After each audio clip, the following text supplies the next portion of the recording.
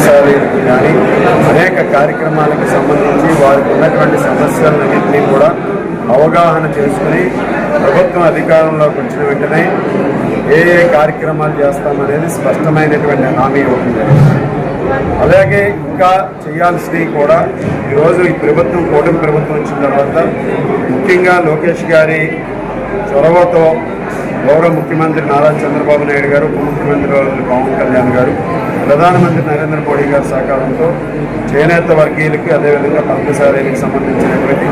అనేక సమస్యలకు పరిష్కారం చూపడంతో పాటుగా ఈరోజు సంక్షేమ కార్యక్రమానికి పెద్దపీట వేసి ఈరోజు చేనేతలు ఎవరైతే ఉన్నారో వారికి సంబంధించి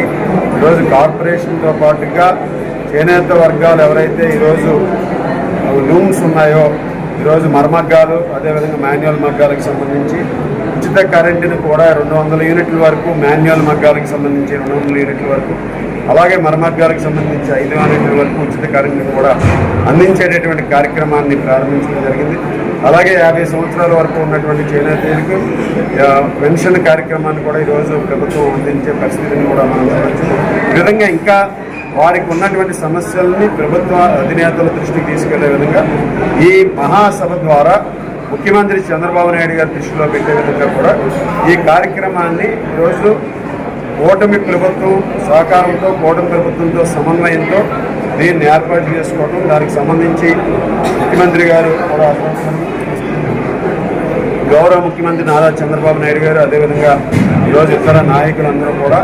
ఈ కార్యక్రమానికి హాజరయ్యే విధంగా ముందుకు వస్తున్నారు కనుక మన తణుకు నియోజకవర్గానికి చెందినటువంటి పద్మశాలీయ కుటుంబ సభ్యులందరూ కూడా ఈ మహాసభని జయప్రదం చేసి ప్రతి ఒక్కరూ కూడా పెద్ద ఎత్తున తరలి వెళ్ళి ఈరోజు పద్మశాలీలకు సంబంధించినటువంటి